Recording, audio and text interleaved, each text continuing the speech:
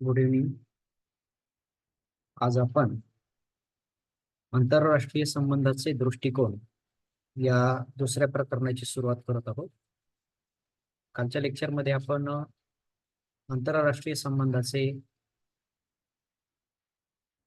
उदारमतवादी आणि वास्तववादी दृष्टिकोन आणि त्यांचे उपप्रकार किंवा त्यांचे नवीन सिद्धांत यांची चर्चा केली होती.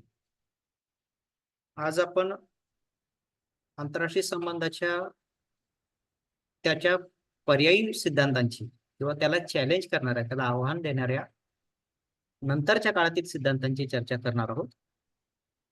काल लेक्चरची सुरुवात करत असताना मी तुम्हाला राज्यशास्त्रातील विचारांचा एक थोडक्यात इतिहास तुम्हाला सांगितला होता. Plato, Aristotle, Niccolo Machiavelli, Thomas Hobbes, John Locke आणि जीन जॅक्स रुसो या विचारवंतांचा आंतरराष्ट्रीय संबंधांच्या विचारावर कसा प्रभाव पडला हे आपण कालच्या चर्चेमध्ये बघितलं. साधारणपणे जॉन लॉक आणि जीन जॅक रुसो यांच्यानंतर युरोपच्या इतिहासामध्ये औद्योगिक क्रांतीचा काळ सुरू झाला. आणि औद्योगिक क्रांतीचा अर्थ असा आहे की युरोपमध्ये प्रबोधनाचं युग सुरू झालेलं होतं. लोक बायबलमध्ये जे लिहिलंय त्याला प्रमाण मानायला तयार नव्हते. लोक प्रयोग करायला तयार होते. लोक म्हणत होते की केवळ एखादी गोष्ट बायबलमध्ये लिहिली आहे म्हणून ती खरी आहे असं होणार नाही. त्या गोष्टीला आम्ही घासून पुसून तपासून बघूयात, त्याला आम्ही प्रयोगाच्या माध्यमातून समजून घेण्याचा प्रयत्न करूयात. आणि मग यानंतर जे युग आलं त्याच्यातून लोक प्रयोग करायला लागले आणि नवनवीन शोध याच्यातून लागत गेले. यातला महत्वाचा शोध होता तो म्हणजे प्रिंटिंग प्रेसचा शोध, आणि दुसरा शोध होता तो होता स्पिनिंग मिलचा, म्हणजे कापसापासून कापड तयार करणे. या दोन महत्वाच्या शोधांनी युरोपमध्ये महत्वाचा बदल घडवून आणला. या दोन बदलांचा परिणाम असा झाला की प्रिंटिंग प्रेसमुळं विचारवंतांनी लिहिलेली पुस्तकं लोकांपर्यंत सहजपणे आणि जास्त प्रमाणात पोहोचू लागली. याच्या आधी जी पुस्तकं लिहिली जायची ती साधारणपणे हस्तलिखित असायच्या आणि त्यामुळे त्याच्या प्रती मर्यादित असायच्या. प्रिंटिंग प्रेसचा शोध जो होता तो प्रबोधनासाठी उपयोगी ठरला. दुसरा जो शोध होता तो होता स्पिनिंग मिलचा, ज्यामुळे रेशमी कापडावरती जे अवलंबून राहावं लागायचं किंवा हातमागावर जे अवलंबून राहावं लागायचं ते आता राहावं लागलं नाही आणि आता जास्त प्रमाणात कापड निर्माण होऊ लागले. या दोन शोधांचा परिणाम असा झाला की युरोपमध्ये उत्पादन तर भरपूर होत आहे, त्यासाठी लागणारा कच्चा माल उपलब्ध होत नाही. मग अशा स्थितीमध्ये युरोपमध्ये नवनवीन बाजारपेठा शोधण्याचा आणि कच्चा माल देऊ शकतील अशा वेगवेगळ्या okay so I will go bilingual. Is Janvi, kindly mute yourself. Okay. So we discussed yesterday about thoughts of Thomas Hobbes, John Locke, and Jean-Jacques Rousseau. Later in Europe, we can find the Industrial Revolution. The Industrial Revolution caused overproduction of the product, and it helped to spread knowledge and thoughts across the Europe. So in that case, we can find that many European countries were seeking to find the market for their produced material, and they were also seeking the area or the region from where they can get the raw materials. And this led to emergence of colonialism. याच्यातून काय झालेलं आहे, वसाहतवादाला सुरुवात झालेली आहे. कच्चा माल पुरवायचा आहे, कच्चा माल पाहिजे आणि पक्का माल विकण्यासाठी बाजारपेठा पाहिजे. And due to this, there was vast production in the European market, in the European companies, in the European industry. Due to which there emerged a new class. The class was popularly known as working class or the worker class.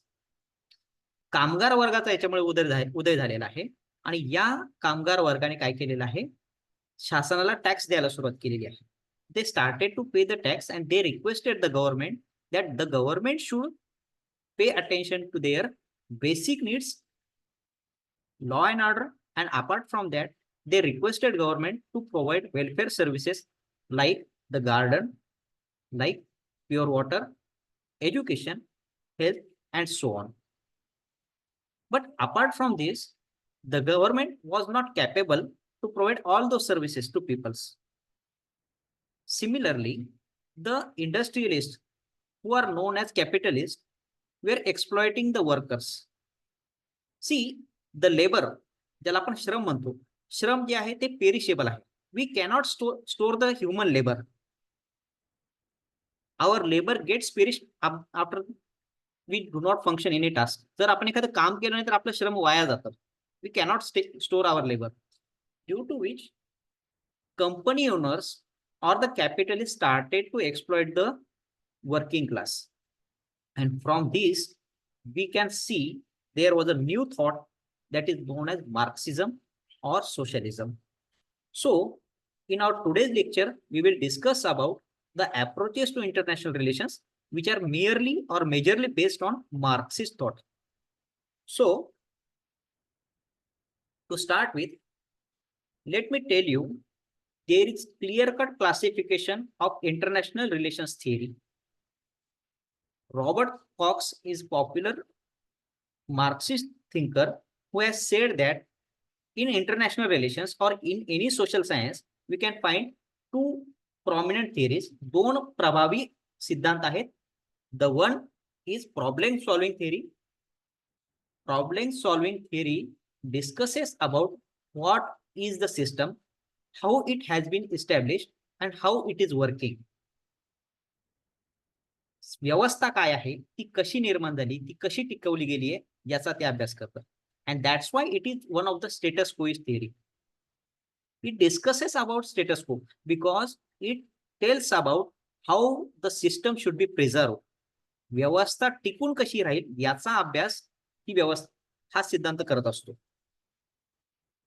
The problem solving theory never discusses about how to change the international system. आंतरराष्ट्रीय राजकारणामध्ये जी व्यवस्था निर्माण झालेली ती बदलायची कशी याचं उत्तर त्याच्यामध्ये मिळत नाहीये.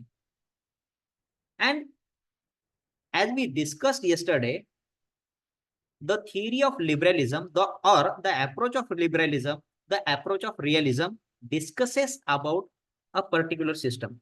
वास्तववादामध्ये सत्तेचा संघर्ष कसा आहे आणि तो कसा टिकवला जातो याचा अभ्यास आहे. Realism discusses about struggle for power. It never answers about or it never responds about how to change the struggle for power. On the other hand, we have some critical theories. These critical theories discusses about how to change social and political system or the structure in the society, in the polity or in international arena. These theories discusses about norms or values existing in our society. समाजात अस्तित्वात असलेली मूल्य, values, norms यांचा ते आधार घेतात and they try to provide an alternative order or an alternative model. And that's why these theories are known as anti-status quo theory. जैसे ते परिस्थितीला विरोध केला जातो याच्यामध्ये आणि त्यामुळे या थिअरीला आपण क्रिटिकल थिअरी असं म्हणतो. We can say the Marxist theory, the feminist theory or postmodernist theories are the example of critical theories. So before we move further, let us take a brief look to the discussion of today's lecture. Today we will discuss about Marxist approach. मार्क्सवादी दृष्टिकोनाबद्दल चर्चा करणार आहोत. त्याच्यामध्ये 4 महत्त्वाचे प्रकार आहेत. There are 4 types for Marxist approach to international relations. The first is imperialism theory, second is dependency theory, third is world system theory, and the last one is hegemony theory. Similarly, there is critical theory. समीक्षा सिद्धांत त्याला म्हटलेला आहे. समीक्षा सिद्धांत आहे अस्तित्वात आंतरराष्ट्रीय संबंधाच्या चर्चेमध्ये. While we are discussing about critical theory, we have to take a brief look about socio-political perspective. See, socio-political perspective has little to do with international relations. It just offers basic knowledge about critical theory. सामाजिक राजकीय परिप्रेक्ष्य हा जो मुद्दा इथे discuss केलेला आहे किंवा याच्याबद्दल आपण जी चर्चा करणार आहोत याचा प्रत्यक्ष आंतरराष्ट्रीय संबंधाशी काही देणं घेणं नाहीये किंवा फार कमी देणं घेणं आहे. पण आंतरराष्ट्रीय संबंधाचे जे पुढचे सिद्धांत आहेत त्याचा बेस तयार होण्यासाठी त्याची गरज आहे. So these socio-political perspectives are propounded by Max Horkheimer, Herbert Marcuse, Theodor Adorno, and Jürgen Habermas. On the basis of these thoughts, we can find international thoughts propounded by Robert Cox and Andrew Linklater. So today we will discuss a broad area on critical theories and Marxist approach. So to start with, we should have brief introduction to these ideas. The first one, dialectical materialism, म्हणजे द्वंद्वात्मक भौतिकवाद.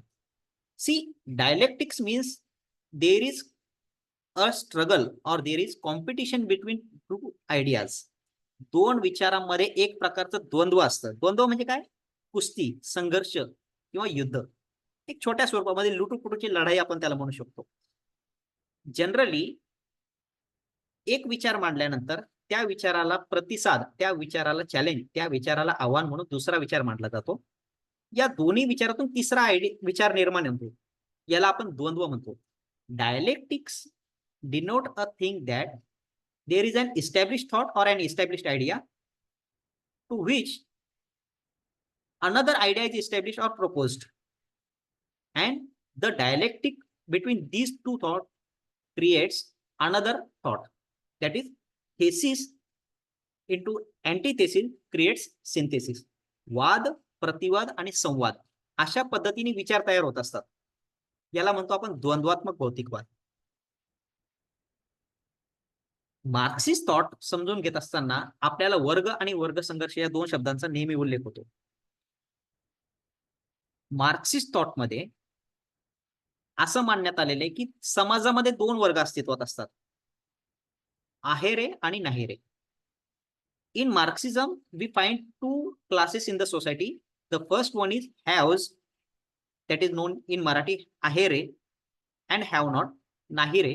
Sorry, त्याला आपण मराठीमध्ये म्हटलं नाहीरे, have not class.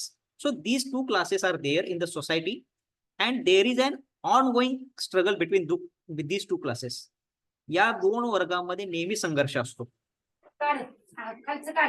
Any issue? Okay. So before we move to the class conflict, there is another thought, that is historical materialism. ऐतिहासिक भौतिकवाद ज्याला म्हटलेला आहे. हा ऐतिहासिक भौतिकवादाचा जो विचार आहे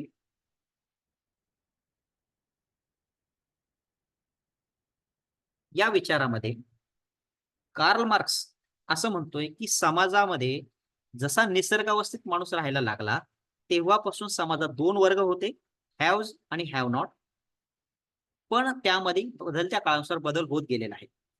so in the state of nature, since from the state of nature there are two contending class in the society. For example, in the primitive society all peoples were living happily. There was no society or little society existing. And since in this primitive class or in this primitive society, there were no classes. And that's why there were no conflict. But later on, people started to acquire property. लोकांनी काय केलं? सुरुवातीच्या काळामध्ये ज्याला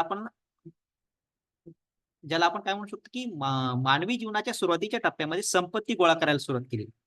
the property कुठल्या स्वरूपाची आहे? तर कॅटल्स, पशु आणि स्त्रीधन हे सुरुवातीच्या काळामध्ये प्रॉपर्टी मानली गेली. आणि याच्यातून काय झालंय? संघर्ष निर्माण व्हायला लागलाय. The concept of property started the idea of classes in the society. And since then, in the first step there were slavery, there was slavery. एक वर्ग स्लेव्सचा होता, गुलामांचा एक वर्ग होता, एक मालकांचा होता. Later the slavery ended and there was feudalism. गुलामगिरी संपली आणि तिथे काय झालंय, सामंतदारांचा वर्ग आला. एका बाजूला सामंतदार होते, दुसऱ्या बाजूला कुळ होते. म्हणजे समाजामध्ये दोन वर्ग अस्तित्वात असणे ही काही नवीन गोष्ट नाही. Later on the feudalism ended and in modern society we can find there are two classes. The one class is bourgeois class or capitalist class. समाजामध्ये एक वर्ग असा आहे ज्याला आपण बुर्जवा म्हणतो. बुर्जवा म्हणजे असा वर्ग जो भांडवलदारांचा वर्ग आहे. And the other one is proletariat class, that is workers class. भांडवलदारांचा वर्ग आणि श्रमिकांचा वर्ग असे दोन वर्ग समाजामध्ये अस्तित्वात आहेत. So marks wants to tell us about that there is an ongoing struggle between two contending class in the society. One class represents haves and another class represents have not.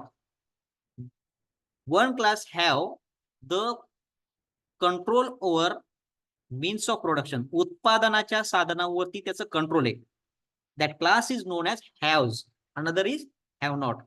So due to industrial revolution, we can find in present society there are proletariats and bourgeois. But Marx wants to tell that capitalism has caused exploitation of proletariat class or worker class, and that's why we should throw out the capitalism. श्रमिकांचं शोषण होतंय आणि त्यामुळं आपल्याला ही भांडवलशाही उचलून फेकायची आहे असा विचार कार्ल मार्क्सने मांडला. त्याच्यासाठी तो काय म्हणतोय की श्रमिकांनी एकत्र आलं पाहिजे. All the workers, all the proletariats in the world should get united and they should create a revolution. क्रांती केली पाहिजे. So that all the society or there shall be no class in the society. समाजामध्ये एकही वर्ग अस्तित्वात राहणार नाही, सगळे काय असतील, समान असतील. There will be an equality and when there is an equality there won't be any conflict. संघर्ष असणार नाही. संघर्षमुक्त समाज जर पाहिजे असेल तर तुम्हाला समाजातून वर्ग संपवावे लागतील, क्लास संपवावा लागेल, जो डिफरन्स आहे, जो भेदभाव आहे तो संपवावा लागेल. So these are some basic key concepts that are useful for our discussion. To move further,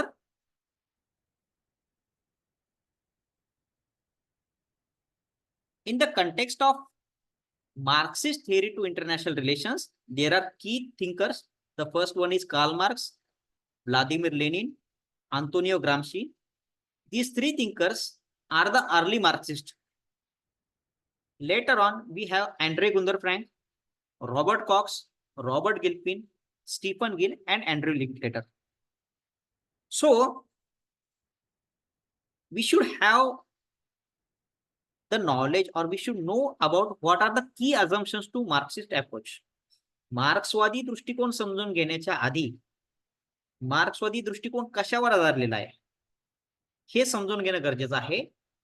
the very first assumption or the very first hypothesis or the very first thought of Marxism tells that in international relations, or the nature of international relation is complex, and the complexity is to the such level that once we started to change a particular one sector, another sector also gets changed. There is a domino effect. म्हणजे पत्त्यांचा बंगला जसा असतो त्यातला एक पत्ता पडला की automatic सगळे पत्ते पडतात. आंतरराष्ट्रीय संबंधामध्ये एका क्षेत्रातला बदल हा इतर क्षेत्रात बदल घडून आणतो.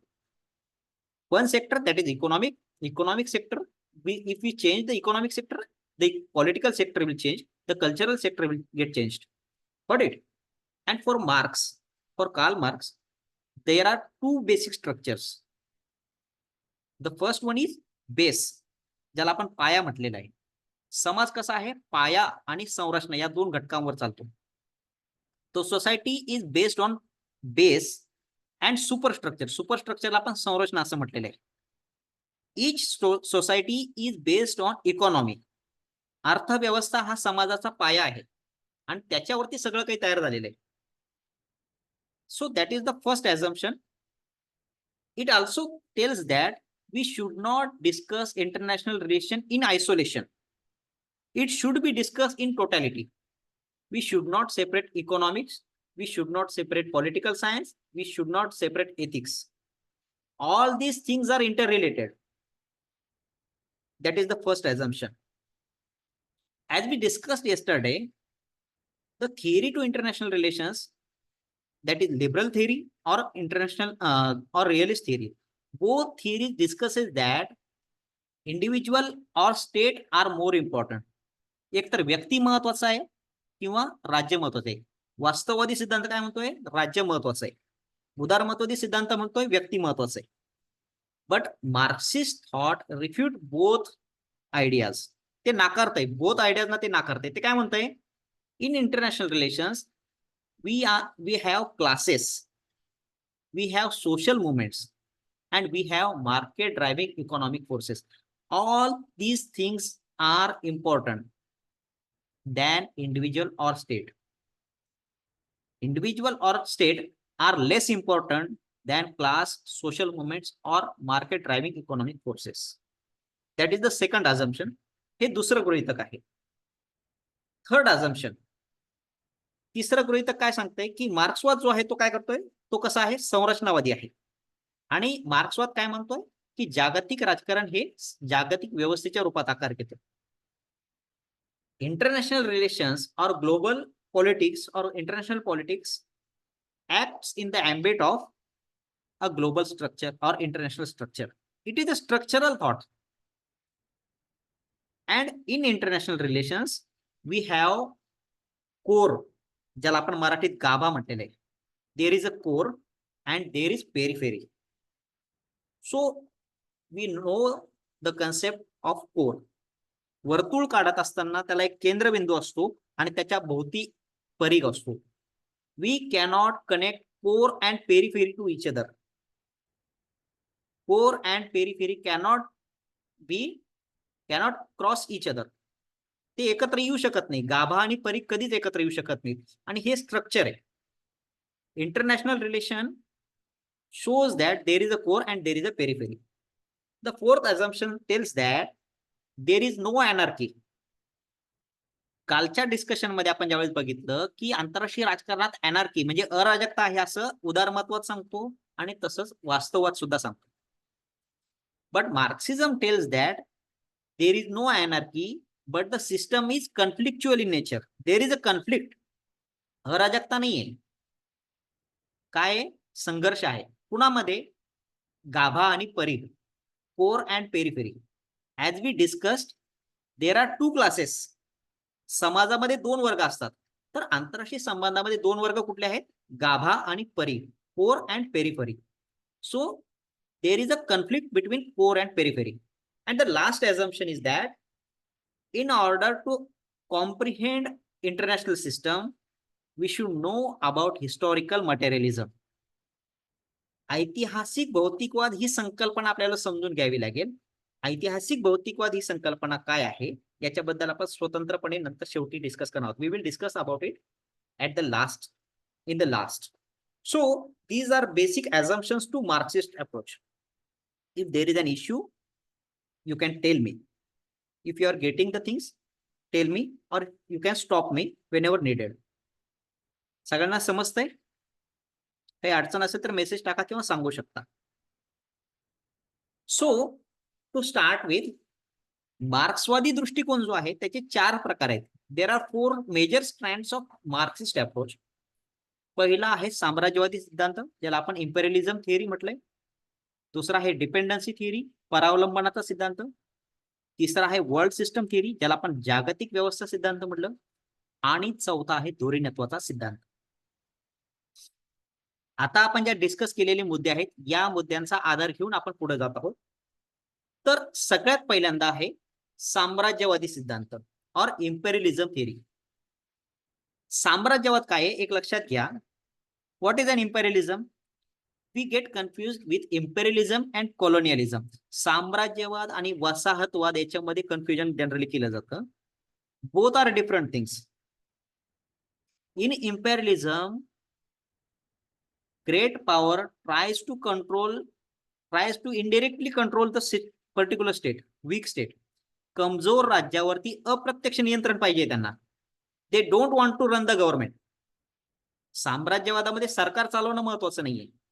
For example, when East India Company entered in India, that was an imperialism. East India Company never wanted to run the government. They just wanted to have business with India. Got it? Colonialism is a different thing. वसाहतवाद वेगळी गोष्ट आहे. वसाहतवादामध्ये काय आहे? प्रत्यक्ष अंमल करणे, शासन चालवणे, लोकांवरती नियंत्रण प्रस्थापित करणे हा हेतू असतो. In colonialism, major power wants to run the government in the weak state. Big power wants to run the weak power. Got it? So imperialism is an outcome of capitalism and it is the failure of capitalism. साम्राज्यवाद काय माहिती का? साम्राज्यवाद कशामुळे निर्माण झाला? तर भांडवलशाही यशस्वी नाही ठरलेली, तिच्यात फेल्युअर्स निर्माण झाले. असा विचार, असा थॉट इम्पेरियलिझम थिअरी मध्ये मांडण्यात आलेला आहे. साम्राज्यवाद का निर्माण झाला? एक लक्षात घ्या, जसं मी सुरुवातीला सांगितलं की युरोपमध्ये औद्योगिक क्रांती व्हायला लागली आणि औद्योगिक क्रांतीमुळे काय झालेलं आहे? ओव्हर प्रोडक्शन क्रिएट झालं. Industrial revolution caused over production of the goods. And when there was overproduction and there was under consumption,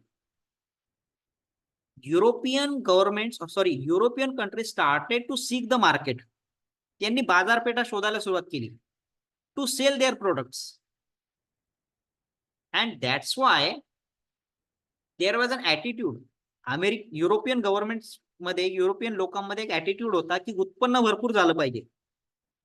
त्या मानाने त्यांचा वापर किंवा त्याची खपत कमी होती आणि लोकांमध्ये ओव्हर सेव्हिंगचा जो अप्रोच होता तो होता. याच्यामुळे काय झालेलं आहे की त्यांनी नवीन बाजारपेठा शोधायला सुरुवात केली आणि त्यामुळे साम्राज्यवादाची निर्मिती झाली. व्लादिमीर लेनिन जो आहे रशियाच्या रेव्होल्यूशनचा प्रोपोनंट, पायोनियर, त्याने स्पष्ट सांगितलेलं आहे की साम्राज्यवाद हा भांडवलशाहीचं शेवटचं आणि अंतिम टोक आहे. Imperialism is the highest and last stage of capitalism. It is the last stage. का लास्ट स्टेज आहे? का शेवटची स्टेज आहे?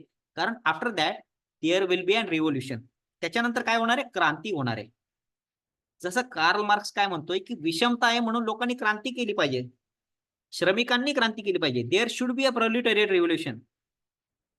आणि त्याच्यामुळं लेनिन काय म्हणतोय की साम्राज्यवाद कसा सर्व्हाइव्ह करतोय? It starts with economic factors. Imperialism starts with economic factors and it tries or it seeks the help of war to control and to expand. जसं ईस्ट इंडिया कंपनी भारतात आली, भारतात आल्यानंतर त्यांना फक्त व्यापार करायचा होता, पण भारतात व्यापार करता करता त्यांना नियंत्रण मिळवायचं होतं, कारण त्यांनी इथली बाजारपेठ इथे स्थिर व्हायचं होतं. मग त्यांनी काय केलं? सैन्य ठेवायला सुरुवात केली, इथल्या राजांसोबत युद्ध करायला सुरुवात केली. येते लक्षामध्ये? तर लेनिन तेच म्हणतोय, imperialism starts with economic factor, it expands and controls with the help of war, but it ends with proletarian revolution. श्रमिकांच्या क्रांतीतून कॅपिटलिझम संपवण्यातून ती येते. हा थॉट, हा विचार लेनिननं मांडलेला आहे. So there is a popular belief that there won't be a revolution or there is no need to have revolution. Why we want the revolution?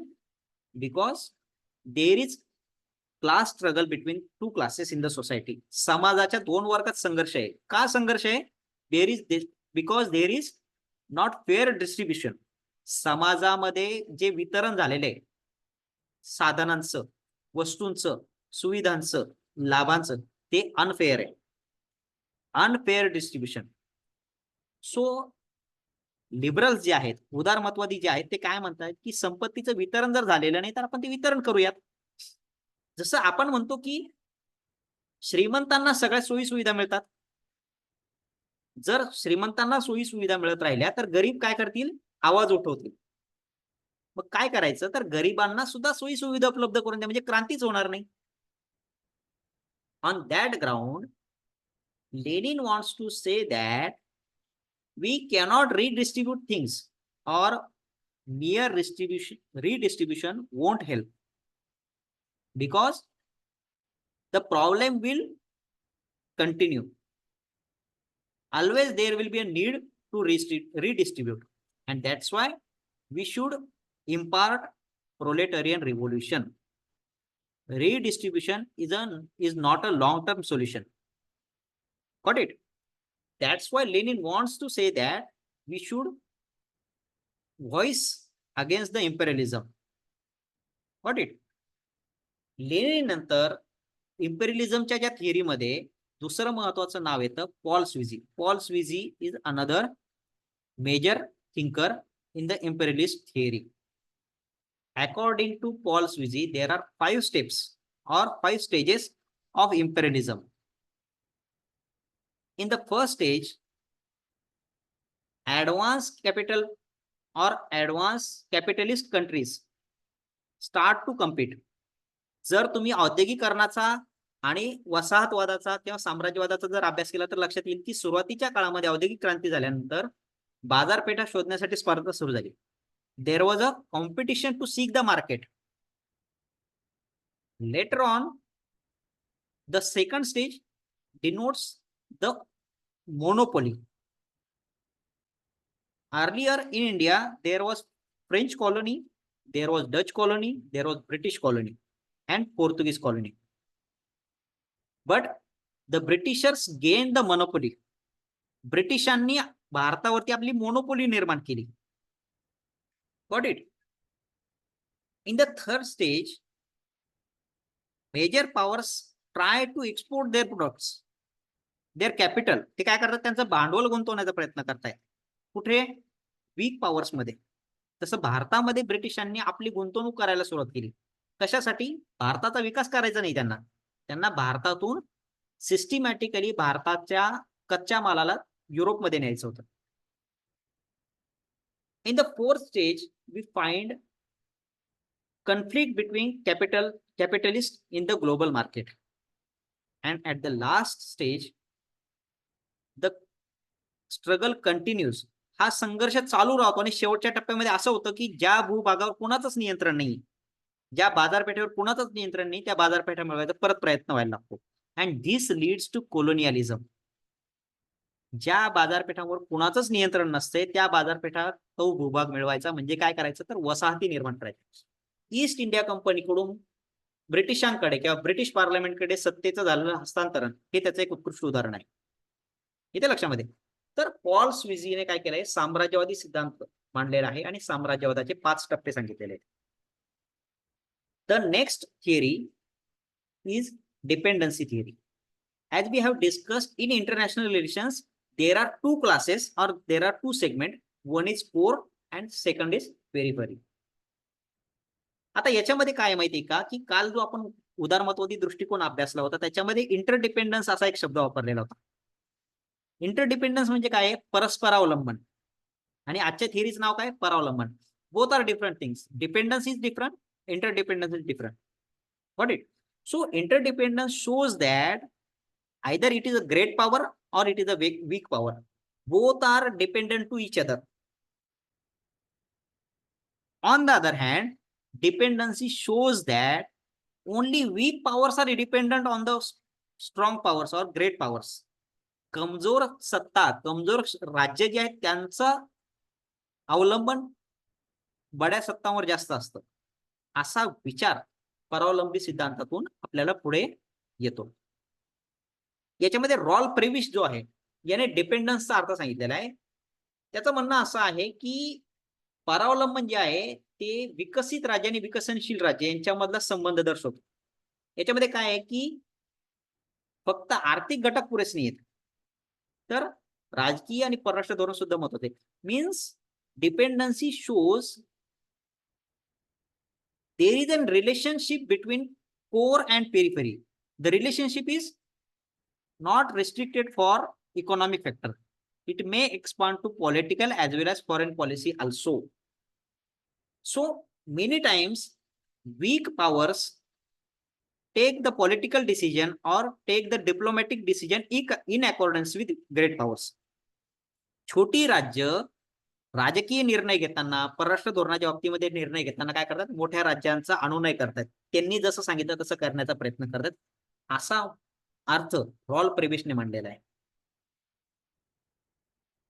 Dependency थिअरीचा पुढचा महत्वाचा भाग किंवा त्याच्यामधलं एक महत्वाचं व्हॅल्यू, महत्वाचं प्रिन्सिपल जे आहे ते हे आहे की there is an unfair distribution of human labours in the world.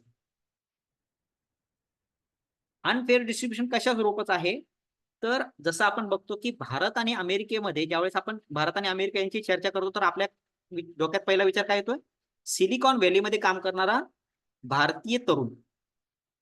का भारतीय तरुण सिलिकॉन व्हॅलीमध्ये जास्त आहे? Just because of cheap labour. Indian youth or South Asia in all is the cheap labor for developed countries. Developed countries साठी काय आहे, chip labour आहे. That's why European countries or America attracts Indian youth. भारतीय तरुणांना आकर्षित करण्याचं कारण काय आहे, तर इथलं लेबर चीप आहे. इथे लक्षामध्ये अमेरिकेमध्ये जे काम करण्यासाठी त्यांना हजारोनी डॉलर्स खर्च करावे लागतात तेच काम भारतीय तरुण कमी पैशामध्ये करतो. That's why there is an unfair distribution of human labour in the international relations. Raul Prebisch दुसरा जो विचार मांडलाय तो काय म्हणतोय की परिघातली जी राज्य आहेत, परिघामध्ये कुठली राज्य आहेत, तर विकसनशील राज्य, अविकसित राज्य, डेव्हलपिंग कंट्रीज और under developing countries are at the periphery. On the other hand, at the core, developed countries are there, developed states are there. Core and periphery never matches each other. त्यांचा एकमेकांशी कधी संबंध येऊ शकत नाहीये. त्यांच्यामध्ये एक ठराविक अंतर आहे. There is an equidistance between them. Core and periphery cannot meet each other. So that is the dependency theory. And as it is an Marxist theory, हा एक मार्क्सिस्ट सिद्धांत आहे. त्याच्यामुळे ते काय म्हणताय, दोन क्लासेसमध्ये नेहमी स्ट्रगल असणार आहे, दोन क्लासेसमध्ये नेहमी संघर्ष असणार आहे. आंद्रे गुंदर फ्रँक, रॉल प्रेबिश, फ्रान्स फेनॉन, डॉस Santos, these are popular names in dependency theory. So we can see the diagram that discusses about dependency theory. At the core we can find developed and capitalist countries.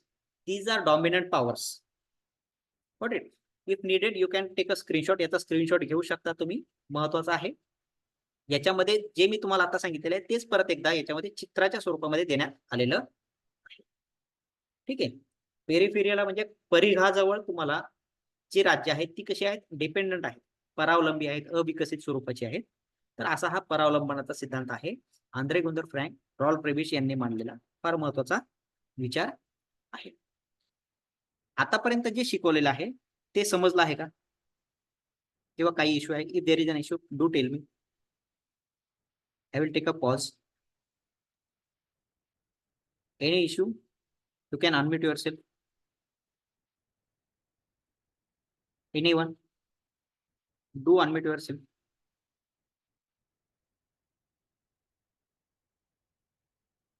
काही अडचण असल्यास सांगा, चॅटमधून सांगा किंवा तसं सांगा.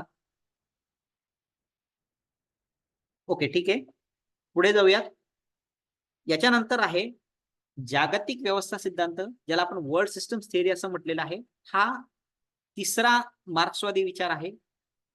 Emmanuel वॉलरस्टीन यांनी हा विचार मांडला आहे.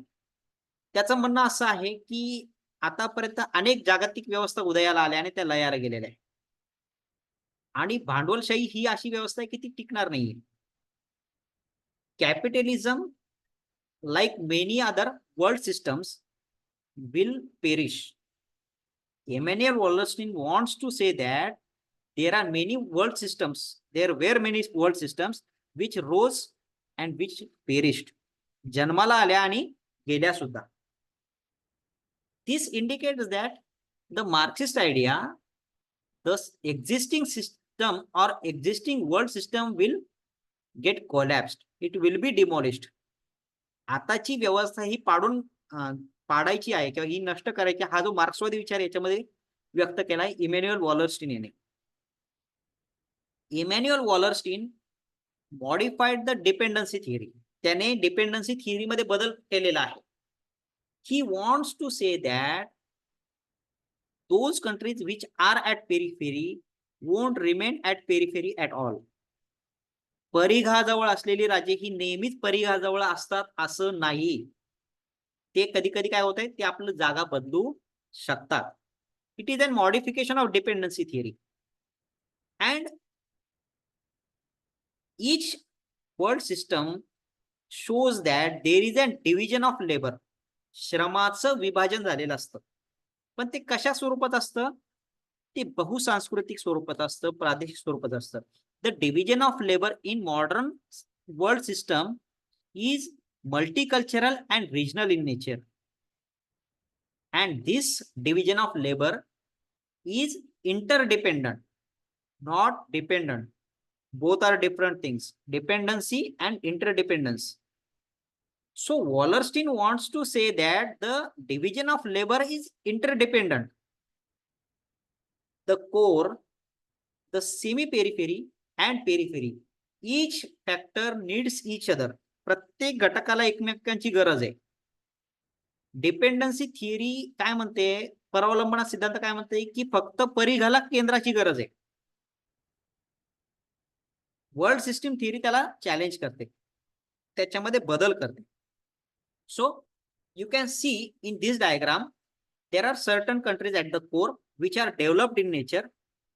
There are certain countries at semi-periphery which are developing in nature, and at the periphery, semi-periphery, there are developing countries, and at this periphery, these countries are underdeveloped. So you can see the flow from core to periphery. There is a flow of high profit consumption goods, and from the periphery, there is a flow of cheap labor and raw materials. परिघातील राज्य केंद्राकडे काय देत आहेत, स्वस्तातलं श्रम देतात, कच्चा माल देतात, आणि केंद्रातली राज्य काय करतायत, जास्त नफा देणारी कन्झम्पशन गुड्स देत आहेत. मग या दोन्हीमध्ये जी सेमी पेरिफेरीची राज्य आहेत ती कुठली आहेत, मध्य परिघाला असलेली राज्य कुठली आहेत. There are countries, there are states which were at the core or which were at the periphery. कधी काळी ही राज्य एकतर कोरला होती, पण त्यांच्यामध्ये फेल्युअर आलं किंवा त्यांनी स्वतःचा विकास कमी केलाय आणि ते सेमी पेरिफेरीला आले, किंवा काही पेरिफेरीमध्ये त्यांनी आपला विकासाची गती वाढवली आणि ते सेमी पेरिफेरीला पोहोचले. सो वर्ल्ड सिस्टम थिअरी जी आहे ती काय करते, परस्पर अवलंबन, इंटरडिपेंडन्स शो करते. It shows the interdependence in core, semi periphery and periphery. Got it? So that was the world system theory. Hereafter, we will discuss about hegemony theory. See, all these four theories are originated from Marxist idea.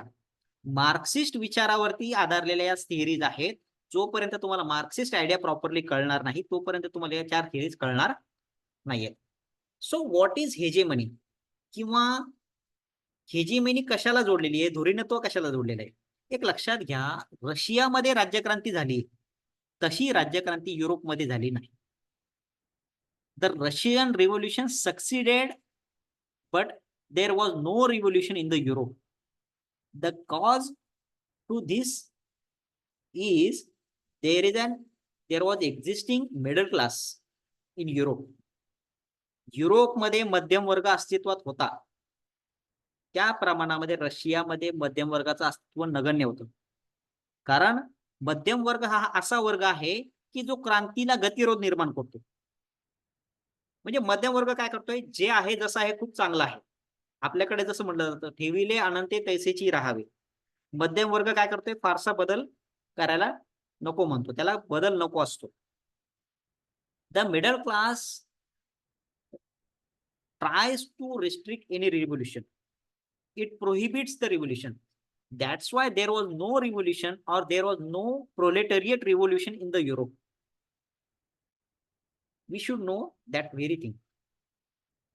या मध्यम वर्गाचं अस्तित्व जर एकदा तुम्ही मान्य केलं की तुम्हाला धोरणत्वाचा सिद्धांत समजणं सोपं जातं. मग धुरीणत्व काय आहे? धुरीणत्व or hegemony is a coercion. दमन आहे. कशाचं दमन आहे? तर जो रुलिंग क्लास आहे, रुलिंग क्लास कडून सोसायटीचं होणारं कोअर्शन, it is a coercion from ruling class of the society. See, coercion is different thing, दमन वेगळा आहे, and force is different thing. Force म्हणजे काय? शक्तीचा वापर, बळाचा वापर. बळाचा वापर इथे अपेक्षित नाहीये, इथे फक्त दमन करणं अपेक्षित आहे. मग दमन कशा पद्धतीने केलं जात आहे? तर समाजामध्ये दोन प्रकारच्या सिस्टीम्स अस्तित्वात असतात, दोन प्रकारचे स्ट्रक्चर्स असतात. एक स्ट्रक्चर असतं दमन करणारं, ज्याला दमनकारी संरचना म्हटलेलं आहे, आणि दुसरं आहे लेजिटिमेशनचं स्ट्रक्चर. सो जसं आपल्याकडे जे एक प्रकार वरचा वर्ग खालच्या वर्गाचं दमन करतो, किंवा आपण जसं पुरुष सत्ताक संस्कृती आहे, पुरुष सत्ताक संस्कृतीमध्ये काय सांगितलं जातं की स्त्रियांनी अन्याय सोसला पाहिजे, किंवा पुरुषाने काहीही बोललं तरी बाईने ऐकून घेतलं पाहिजे. हा जो विचार आहे, हा जो थॉट आहे, हा कसा आहे? दमन करणार आहे, डॉमिनेशन किंवा कोअर्शन दाखवणार आहे, याच्यामध्ये बळाचा वापर नाही. पण लहानपणापासून मुलींवरती, स्त्रियांवरती, महिलांवरती एक गोष्ट, शाळा असेल, आपल्या आजूबाजूची कुटुंब असतील, आपल्या आजूबाजूचे मित्रमैत्रिणी असतील, हे काय सांगत असतात? पुरुषाने अत्याचार केला की तो सहन केला पाहिजे. इथे लक्षामध्ये. तर या ठिकाणी काय आहे? There is a structure of coercion. कुठलं कोअर्शन आहे? स्त्रीने अन्याय सहन केला पाहिजे, हे पुरुषांकडून होणारं दमन, हे स्ट्रक्चर ऑफ कोअर्शन आहे. आणि ह्या कोअर्शनला लोकांकडून मान्यता मिळते.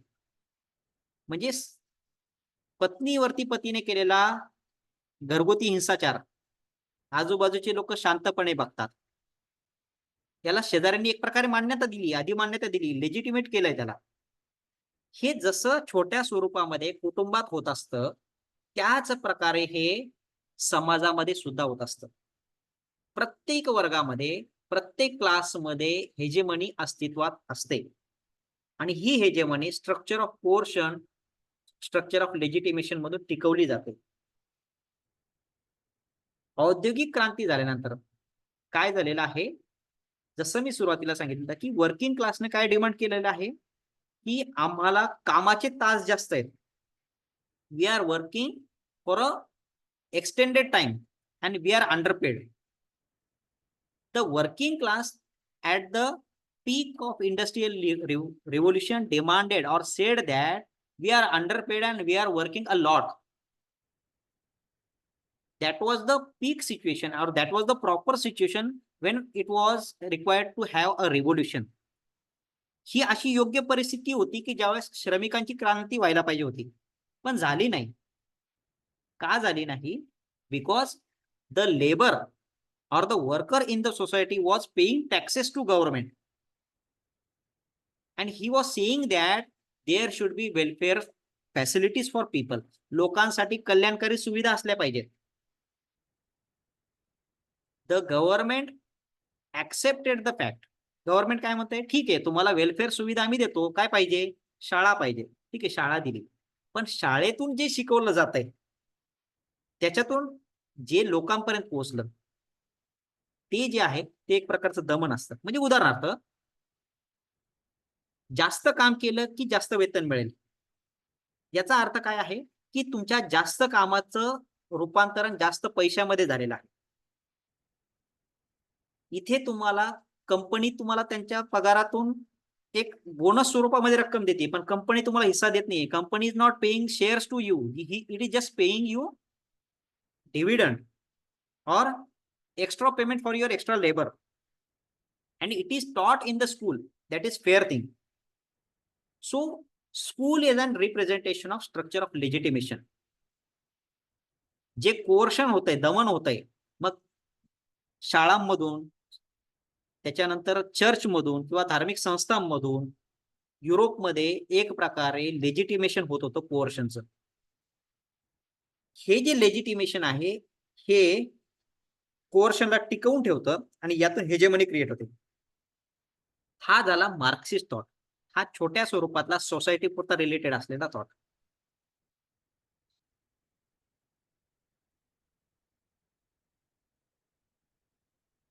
Mugdha, do you want to say something?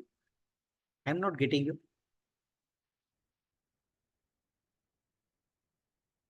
You can unmute yourself. हा, एम्प्लॉई शेअर वाला ऑप्शन असतो ना खूप साऱ्या कंपनीमध्ये. हा, एम्प्लॉई शेअर्सचा जो आता ऑप्शन आहे ना, तो कसा आहे माहिती का? हा, त्याच्यावरती बोलूयात. थोडस मी विषयांतर करतो. हे बघा, एक फॉल्स कॉन्शियसनेस नावाचा एक विचार आहे. There is a thing false consciousness. False consciousness मध्ये कसं असतं माहिती का, की मार्क्सवादी विचारवंत काय म्हणतोय, की तुमच्या जर हाताला लागलाय तर काय केलं जातंय, तुमच्या खांद्याला बाम चोळला जातो. म्हणजे याचा अर्थ काय आहे, की तुमच्या हाताला ज्या सेन्सेशन्स आहेत, तुमचा जो पेन आहे त्याला नंब करण्याचा किंवा त्याला काय केलं जातं, एक प्रकारे सुन्न करण्याचा प्रयत्न केला जातो. म्हणजे तुम्हाला आम्ही कंपनीतला शेअर देतोय, पण शेअर देत असताना काय केलं जातंय, तो लिमिटेड प्रमाणात शेअर दिला जातो. याच्यामध्ये फेअर डिस्ट्रीब्युशन नाहीये. येते लक्षामध्ये? तुमचं दुखणं वेगळं आहे आणि त्याच्यावरती इलाज वेगळ्या पद्धतीने केला जातो. याला फॉल्स कॉन्शियसनेस असं म्हटले, मिथ्या चेतना असं म्हटलेलं आहे. कामगारांची गरज वेगळी आहे. कामगार काय म्हणतायत, की समता आली पाहिजे समाजामध्ये. समता कधी प्रस्थापित होईल, ज्यावेळेस समाजात दोन वर्ग असणार नाहीत. तुम्हाला शेअर्स देऊन कंपनीचा कारखानदार तिथेच टिकून आहे, तो 100% शेअर्स कंपनीच्या कामगारांमध्ये कधीच वाटत नाही. हा जो प्रॉब्लेम आहे, हा इथे महत्वाचा आहे. तर याच्यामुळे होतंय काय, की कंपनी आणि कामगार असे दोन वर्ग नेहमी समाजामध्ये अस्तित्वात असतात आणि जोपर्यंत समाजात दोन वर्ग असतील तोपर्यंत एक्सप्लॉयटेशन ही होतच राहणार आहे, हेजेमनी ही होतच राहणार आहे. आता जो कंपनीचा मालक आहे, कंपनीचा जो ओनर आहे, तो काय करतोय, आपल्याकडे पोलीस यंत्रणा, आपल्याकडे न्याय यंत्रणा, आपल्याकडे हॉस्पिटल सारख्या यंत्रणा तो स्वतःच्या ताब्यात घेतो. या यंत्रणा स्ट्रक्चर ऑफ कोअर्शन आहे. असं कधी होत नाही की कंपनीच्या मालकाच्या विरोधामध्ये पोलीस यंत्रणा गेली आहे, कंपनीच्या मालकाच्या विरोधात न्याय यंत्रणा गेली आहे, असं कधीच होत नाही. कारण these structure of coercion are at the hands of capitalist class. आणि तुम्हाला तेच शिकवलं जातं शाळांमधून, जे समाजातल्या मुठभर लोकांना हवंय. येते लक्षामध्ये? सो लेजिटिमेशन जी आहे ती याच्यातून साधलं जातं. हॉस्पिटल्स ते मुठभर वर्गाच्या किंवा मुठभर समाजातल्या हॅव्स क्लासकडेच आहेत, त्याचं नियंत्रण त्यांच्याकडे आहे. त्याच्यामुळे मोफत सुविधा द्यायची की नाही किंवा कुठल्या सुविधा सहज उपलब्ध व्हायच्या हे कोण ठरवेल, तर तो समाजातला मुठभर असलेला वर्ग. That is hegemony. So there are two structures in the society. One is structure of coercion, the other one is structure of legitimation. आणि या थॉटला, या हेजेमनीच्या थॉटला, जो की सोसायटी पुरता मर्यादित आहे, याला रॉबर्ट कॉक्स यानं काय केलंय, इंटरनॅशनल रिलेशन्स मध्ये एक्सपांड केलेलं आहे. ही हेजेमनीची जी थिअरी आहे ही इंटरनॅशनल रिलेशन्सच्या ग्लोबल प्लॅटफॉर्मवर नेण्याचं काम रॉबर्ट कॉक्सने केलेलं आहे. रॉबर्ट कॉक्स बद्दल आपण परत एकदा शेवटी डिस्कस करणार आहोत. तर इथे आपण याच्यामध्ये इथे थांबूयात, की बाबा हेजेमनी थिअरी जी आहे ती या स्ट्रक्चर ऑफ कोअर्शन आणि स्ट्रक्चर ऑफ लेजिटिमेशन पुरती मर्यादित आहे. आता याच्यामध्ये रॉबर्ट कॉक्स काय म्हणतोय, at the level of, at international level we can see the coercion is not direct in the nature. जसं आपण इम्पेरियलिझम किंवा साम्राज्यवादामध्ये बघितलं की प्रत्यक्ष नियंत्रण नको आहे. ईस्ट इंडिया कंपनीला भारतावरती सत्ता नको होती, त्यांना फक्त बाजार व्यापार करायचा होता. तर प्रत्यक्ष नियंत्रण त्यांना नको आहे, फक्त हेजेमनी पाहिजे भारतामध्ये. तर ह्या केसमध्ये हेजेमनीची जी थिअरी आहे ती कशावरती आधारलेली आहे, तर ती इंटरनॅशनल ऑर्गनायझेशन्स वरती आधारलेली आहे. ती आर्थिक आणि सामाजिक संस्थांच्या स्वरूपामध्ये आधारलेली. म्हणजे कसं बघा, जगाच्या राजकारणामध्ये आंतरराष्ट्रीय स्तरावरती तुम्हाला युनायटेड नेशन सारखी संघटना दिसते, तुम्हाला G20 सारखी संघटना दिसते, ब्रिक्स आहे, त्याच्यानंतर आफ्रिकन युनियन आहे. या सगळ्या संस्था काय करतायत माहितीये का, तुमच्यामध्ये एक व्हॅल्यू पुरवतायत की जगामध्ये जे चालू आहे ते सगळं शांततेसाठी चालू आहे. जगामध्ये जे चालू आहे ते त्याच्यामध्ये समता प्रस्थापित होतीये, लोकशाहीचा विचार मांडला जातोय. पण हा विचार सगळ्यांसाठी समान आहे का? नाही. उदाहरणार्थ बघा, आपल्याकडे क्लायमेट चेंज हा विषय डिस्कस केला जातो. क्लायमेट चेंजचा ज्या ज्या वेळेस विषय येतो, विकसित देश काय म्हणतात माहितीये का, की विकसनशील देशामुळे प्रदूषण जास्त होत आहे. कारण डेव्हलपिंग कंट्रीज आफ्रिका खंडातील असतील, एशियामधील असतील, लॅटिन अमेरिकेतील असतील, ते काय करतात? प्रदूषण जास्त करतात. ते फॉसिल फ्युएल्सचा वापर जास्त करतात, ते लाकडं जाळतात. मग याचा अर्थ काय आहे की प्रदूषण होतं ते तिसऱ्या जगातील देशांमुळे. आणि हा विचार या मोठ्या मोठ्या संघटना, आंतरराष्ट्रीय संघटना जगभरात प्रसारित करतायत आणि त्याला सगळेजण मान्य करायला लागले. येते लक्षामध्ये? तर ही एक प्रकारची हेजेमोनी आहे, त्याला लेजिटिमाइज केलंय. संघटना काय करतात की नाही नाही, हे असं होतंय म्हणजे हेच खरं आहे आणि हे सगळ्या जगामध्ये चालू आहे. हे एकदा जागतिक प्लॅटफॉर्मवर मांडलं की ते ऍक्सेप्टेबल होतं. येते लक्षामध्ये? दुसरी गोष्ट याच्यामध्ये आहे की इंटरस्टेट कॉन्फ्लिक्ट जो आहे तो मॅनिप्युलेट केला जातो, तो रेग्युलेट केला जातो. कोल्ड वॉर पिरियड मध्ये युएस आणि युएसएसआर या दोन सुपर पॉवर्स होत्या. या दोन सुपर पॉवर्स काय करायच्या? जगामध्ये जिथे जिथे वॉर आहे त्या वॉर मध्ये आपला इंटरफेरन्स करायच्या. उदाहरणार्थ भारत आणि पाकिस्तान यांच्यातला संघर्ष. In the case of Indo-Pak War in 1965 or in 1971, both US and USSR involved themselves. काय इन्व्हॉल्व झाल्या त्या? They wanted it as a theatre. त्यांना ते काय मंच पाहिजे होता स्वतःची शक्ती दाखवण्याचा आणि भारत आणि पाकिस्तानवरती नियंत्रण मिळवण्याचा. Russia wanted to create its hegemony on India. US wanted to create its hegemony on Pakistan. So, the management of interstate conflict or through the help of global civil society, जागतिक नागरी समुदाय. जागतिक नागरी समुदाय म्हणजे काय? की काही अशा संस्था आहेत, काही अशा संघटना आहेत, काही अशा यंत्रणा आहेत की ज्यांना कुठल्याही देशाचं बंधन नाही. त्या जगभरामध्ये काम करतात. उदाहरणार्थ एम्नेस्टी इंटरनॅशनल ही संघटना आहे. It is an Amnesty International is an example of global civil society. ती काय करते? जगभरामध्ये होत असलेल्या ह्युमन राईटचं व्हायोलेशनचा अभ्यास करते. आणि मग एम्नेस्टी इंटरनॅशनलनं सांगितलंय की जम्मू काश्मीरमध्ये ह्युमन राईटचं व्हायोलेशन होतंय आणि ते सगळ्यांनी स्वीकारलं. याचा परिणाम काय होतोय? अमेरिका सांगते भारताला की तुमच्या देशामध्ये ह्युमन राईटचं व्हायोलेशन होतंय, ते थांबवा, नाहीतर आम्ही तुम्हाला आर्थिक मदत देणार नाही. That is called hegemony. Got it? आणि हेजेमनीचा जो पुढचा परिणाम काय असतो तो काय असतो की बाबा जे ग्रेट पॉवर्स आहेत, ज्या मोठ्या पॉवर्स आहेत, त्या काय करतात? त्यांच्या व्हॅल्यूज, त्यांच्या आयडियाज, त्यांचं कल्चर आपल्यावरती लादायला सुरुवात करतात. Just like westernisation. Big powers try to imbibe their thoughts, their values, their culture on the society in the developing world. Got it? It is also hegemony. आणि ही हेजेमनी इतकी systematically केली जाते, इतकं व्यवस्थित पद्धतीने हे धोरणत्व केलं जातं की लोक क्रांतीच करत नाहीत. त्यांना वाटतं की अरे सगळं व्यवस्थित चालू आहे. मग आता होणारं शोषण आहे ते सगळ्यांचंच होतंय, मग आपलं झालं तर काय फरक पडतो? इथे लक्षामध्ये. तर ह्यामध्ये सगळ्यात महत्वाचा रोल आंतरराष्ट्रीय संघटना, इंटरनॅशनल ऑर्गनायझेशन प्ले करतात.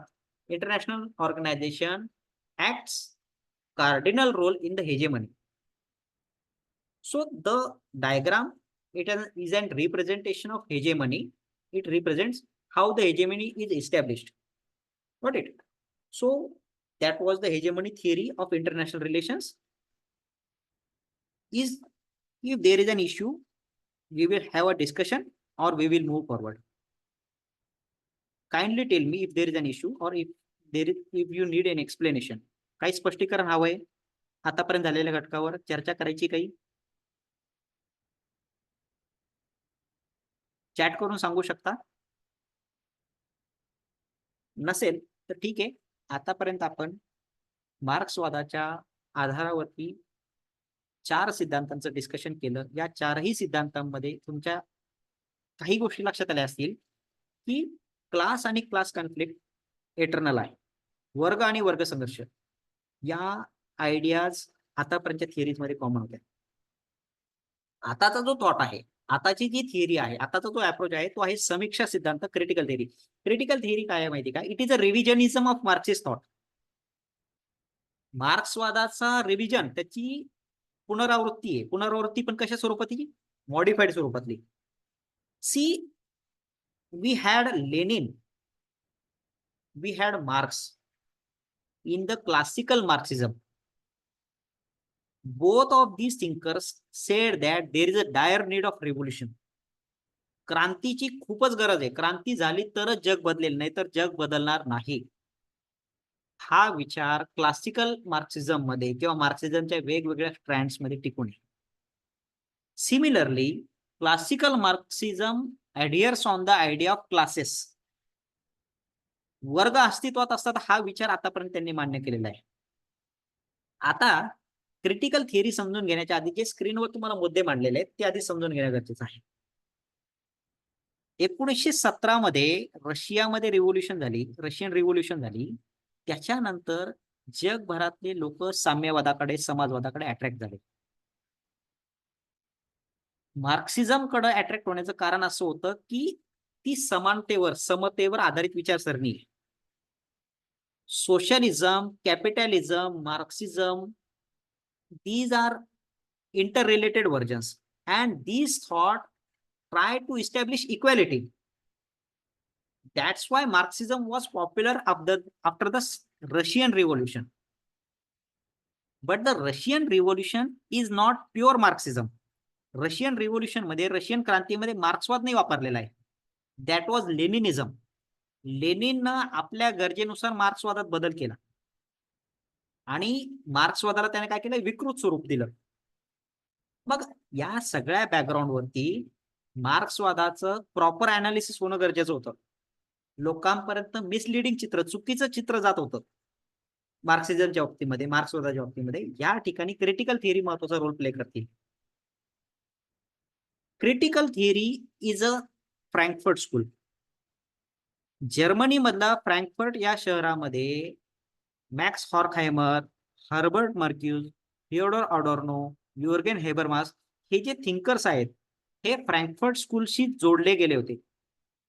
These thinkers were associated with Frankfurt School and they established the idea of critical theory. Got it? So what is critical theory and why did it establish? So in that contemporary society, in the ongoing society in Europe in 1930s and later on, or particularly in interwar period, दोन महायुद्धाच्या दरम्यानचा जो काळ आहे तो काळ कसा आहे माहिती का, काल आपण डिस्कस केलं की पहिलं महायुद्ध झाल्यानंतर उदारमतवाद जास्त पॉप्युलर झाला. लोक म्हणायला लागले की आता जगामध्ये फक्त शांतता हवी आहे. पण शांतता प्रस्थापित कुठे झाली, झालीच नाही, कारण लगेच सेकंड वर्ल्ड वॉर झालं. सो इंटरवॉर पिरियड मध्ये काय झालंय की व्हॅल्यूजना, आयडियल्सना खूप महत्व दिलं गेलं. मग व्हॅल्यूज बद्दल there was a disinterestedness about values in the interwar period, and people started to interpret Marxism merely as an idea that prohibits capitalist exploitation. भांडवलशाहीचं शोषण करणारी विचारधारा म्हणजे मार्क्सवाद, असंच लोक समजायला लागले होते. या दोन कारणांमुळे क्रिटिकल थिअरीचा उगम झाला. येते लक्षामध्ये. So these are two things. The first thing is the unnecessary importance given to ideals in the interwar period and misinterpretation of Karl Marx thought. So these are two causes due to which there emerged critical theory. So the term critical theory was propounded by Max Horkheimer. Max हॉर्खहायमरनं critical theory, समीक्षा सिद्धांत हा शब्द पहिल्यांदा वापरलेला आहे. काल मी discussion करत असताना तुम्हाला सिद्धांत आणि दृष्टिकोन याच्यातला फरक सांगितला. आज सिद्धांत ही संकल्पना सांगत असताना मॅक्स हॉर्खहायमरची डेफिनेशन महत्वाची वाटते. Max Horkheimer defines critical theory. According to him, critical theory is explanatory, practical and normative in nature. कशी आहे तर ती स्पष्टीकरण करणारी आहे. कशाचं स्पष्टीकरण करते तर समाजामध्ये ज्या समस्या आहेत, ज्या प्रॉब्लेम्स आहेत त्याची ती चर्चा करते. या समस्या सोडवायच्या कशा त्याचा उपाय सांगते आणि तसं करत असताना अनालिसिस कसं करायचं, क्रिटिसिझम कसं करायचं याचे निकष ठरवते. आणि समाजामध्ये बदल कसा झाला पाहिजे, बदल कसा पाहिजे की जो व्यवहारात येईल. म्हणजे कार्ल मार्क्स काय म्हणत होता की जगामध्ये अशी क्रांती झाली पाहिजे की समाजामध्ये वर्गच राहिले नाही पाहिजेत. Classless society was the vision which is utopian thought. Marx wanted to establish classless society. That is utopian. That is not practical in the nature. Max Horkheimer wants to say that critical theory is explanatory. It discusses about social issues in the society. It provides practical solution to the problems and establishes certain criteria for criticism and provides practical objectives for the social change. That's why critical theory is important. का महत्वाची critical theory? मार्क्सने जो विचार सांगितला तो वास्तवात येऊच शकत नाहीये. तो म्हणतो की जगातल्या सगळ्या श्रमिकांनी एकत्र आलं पाहिजे आणि सगळी कॅपिटलिस्ट सिस्टीम उडवून टाकली पाहिजे. प्रॅक्टिकल नाहीये. हे प्रॅक्टिकल करण्यासाठी क्रिटिकल थिअरीची गरज पडली. आता मार्क्सवादाच्या या नवीन प्रकारामध्ये अनेक बदल होत गेले. याच्यामध्ये महत्वाचा बदल आहे हर्बर्ट मर्क्यूजचा. Herbert Marcuse wrote a popular book that is one dimensional man. हे त्याच्या पुस्तकाचं नाव आहे. तो काय म्हणतोय माहिती का की आजच्या समाजामध्ये आजचा जो समाज आहे तो कसा आहे माहिती का, ऍडव्हान्स सोसायटी आहे. आणि आजच्या ऍडव्हान्स सोसायटीमध्ये लोकांच्या चॉईसेस, लोकांच्या गरजा, लोकांच्या नीड्स कोण ठरवतं? मीडिया ठरवतो, जाहिराती ठरवतात किंवा विचारांचे प्रवाह ठरवतात.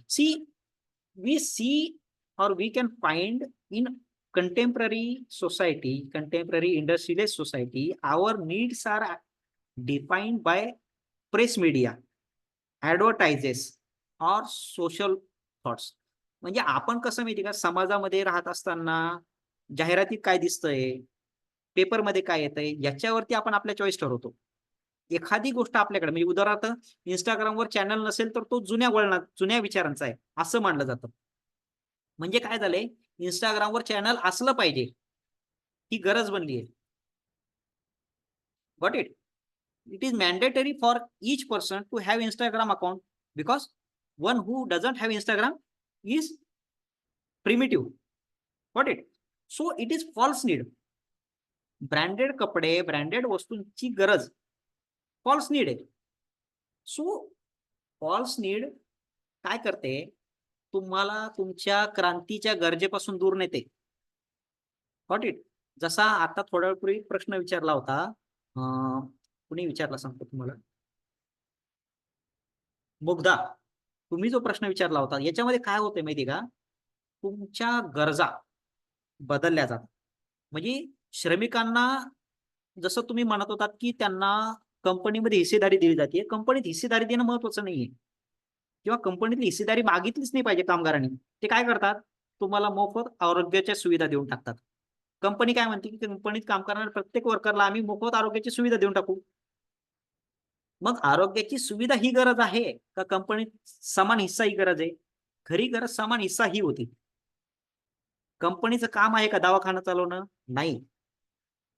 पण कंपनी दवाखाना चालवते आणि कामगाराला काय म्हणते की तुम्ही हिस्सा मागू नका, तुम्ही काय करा, दवाखान्याची तुमची गरज आम्ही भागवली आहे, तुम्हाला आम्ही पेन्शन देतो. हिस्सा मिळाला तर पेन्शनची गरजच राहत नाही ना.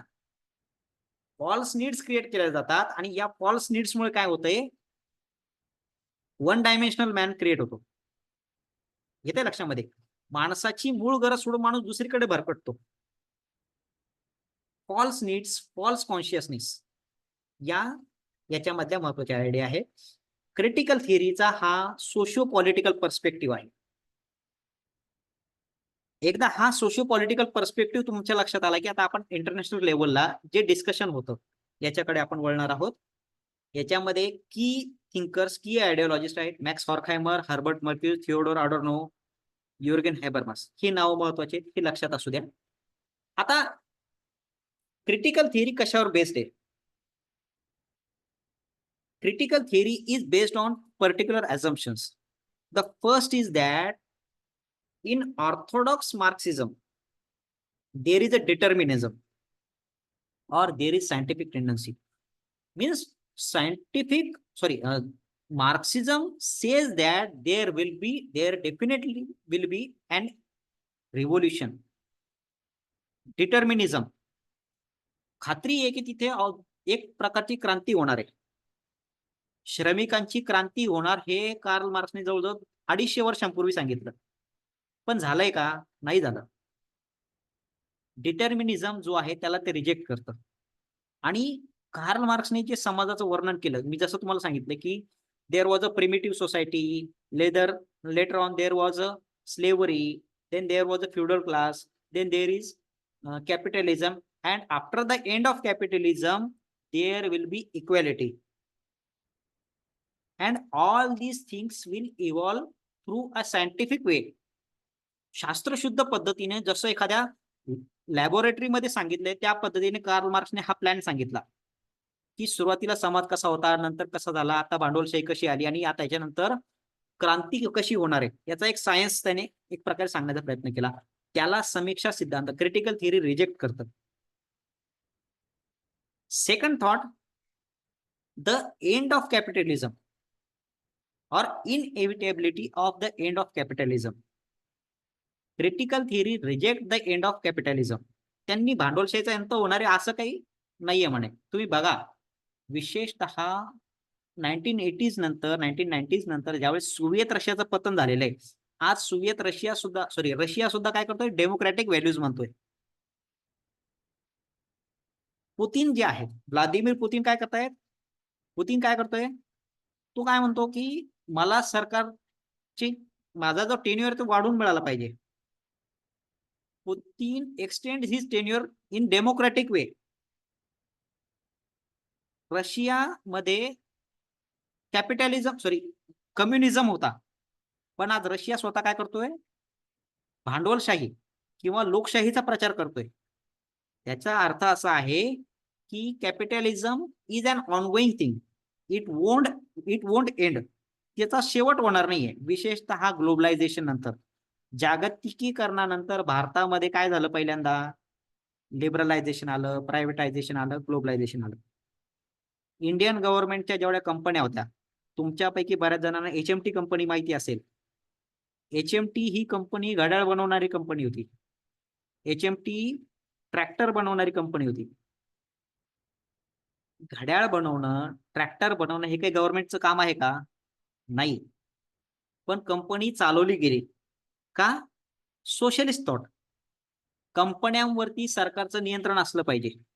पण 1991 नंतर काय झालं, सरकारी मालकीच्या कंपन्या हळूहळू आता काय व्हायला लागल्या, कमी होत चालल्यात. म्हणजे काय आहे, भांडवलशाही वाढत चालली आहे. क्रिटिकल थिअरी भांडवलशाहीचा अंत होणार नाही असं मानते. त्याच्यानंतर कार्ल मार्क्सने जो भौतिकवाद सांगितलं, मटेरियलिझम जे सांगितलं, ते काही खरं नाहीये म्हणतात. ते काय म्हणतात, materialism is not important, ideology is more important. आताच्या सोसायटीमध्ये वेगवेगळ्या प्रकारच्या आयडिओलॉजीज अस्तित्वात आहेत. जिथं मटेरियलिझम आला तिथं सायन्स आलं. See, I told you yesterday that social science or the laboratory of social science is based on human. सामाजिक शास्त्रांची प्रयोगशाळा माणसावर अवलंबून आहे. आणि जिथं माणूस आला तिथे 1+1=2 कधीच होत नाही. नॅचरल सायन्स मध्ये तुम्ही 1+1=2 म्हणाल, but in social science 1+1 never will be the same answer. It won't be 2 all the times. What it in social sciences. So there cannot be materialism. Rather, ideology is most important in present society. Karl मार्क्सने काय म्हटलं होतं की श्रमिकांचं एकच काम आहे, क्रांती करणे. प्रोलेटेरियट्स और लेबर्स और working class is an agent of revolution. Critical theory refutes that idea. It rejects that idea. Got it? And the last assumption of critical theory is that critical theory prohibits bad social practices or evil social practices and demands the change. That is most important thing. The need for revolution is based on rejection. क्रांतीची गरज जी असते ना ती नकारावरती असते. समाजामध्ये चुकीच्या प्रथा आहेत त्या उचलून फेकायच्या असतील तर क्रांती करावी लागते. पण क्रिटिकल थिअरी काय म्हणते, there is no need to have revolution all the times. We can introduce change, परिवर्तन आणू शकतो आपण, क्रांतीची गरज नाही प्रत्येक वेळेस. So these are the assumptions of critical theory. Once we get through with these assumptions we can easily understand the critical theory of international relations. So, in the case of international relation, the critical theory was postulated by Robert Cox and Andrew Linklater. Robert Cox आणि Andrew Linklater यांनी critical theory मांडलेली आहे. इथे लक्षामध्ये. See, from here on, you just have to pay a little more concentration or little more attention because that is philosophical part or that is an evolutionary thought. हा भाग कसा आहे माहिती का, हा थोडासा फिलॉसॉफिकल आहे, थोडंसं लक्ष देण्याची गरज आहे. आणि हा भाग कसा आहे की एकदा एक आयडिया समजली की पुढची आयडिया तुम्हाला हळूहळू समजायला शक्य होते. आता रॉबर्ट कॉक्स काय म्हणतो बघा, तो म्हणतो की समाजामध्ये जे जे काही ज्ञान आहे, जे जे काही नॉलेज आहे, त्याला एक पर्टिक्युलर संदर्भ असतो, ते एका निश्चित वेळ आणि निश्चित स्थान यांचा आधार घेऊन मांडलेलं असतं. All the knowledge in the society has a particular context. It is relative to a particular time. It is relative with particular space. That's why knowledge cannot be objective or it cannot be timeless. म्हणजे असं कुठलं जगामध्ये अंतिम सत्य नाहीये की जे सगळीकडे सहजपणे स्वीकारलं जाईल.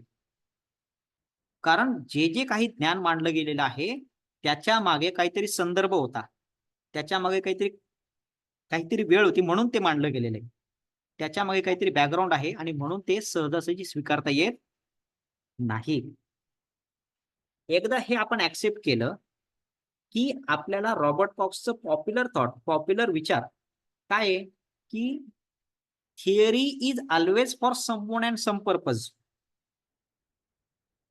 म्हणजे जो सिद्धांत मांडला जातो ना त्याचं काहीतरी कारण असतं, विनाकारण कुठलाच मांडलं जात नाही, ते कशाचं तरी स्पष्टीकरण करत असतं.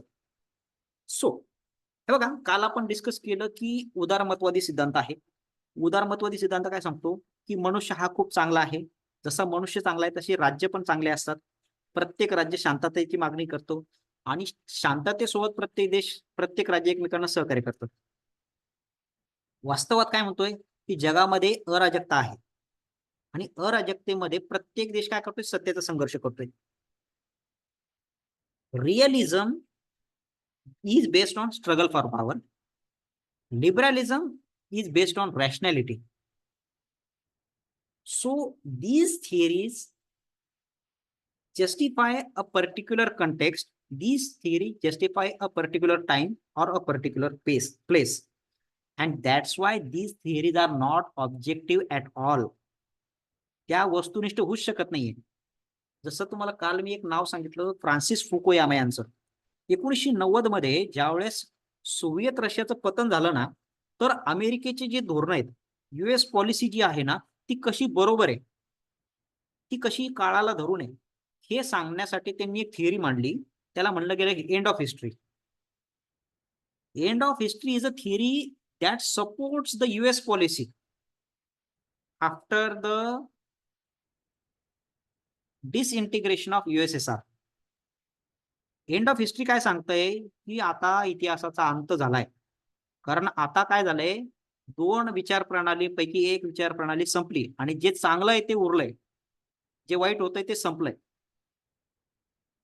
Capitalism is the one of the best thing and communism was worst in the nature. हे फ्रान्सिस फुकुयामा सांगतो. मग तो काय करतोय, Francis Fukuyama is supporting US policy. That's why each theory is contextual in the nature. It is time, subject to the time, and it's subject to the place. And that's why Robert Cox says that all theories in international relations are biased in the nature.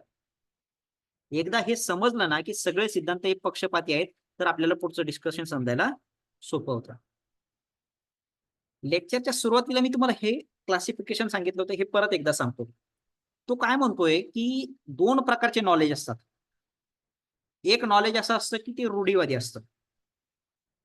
एक theory अशी असते की ती conservative असते, like realism and लिबरलिझम.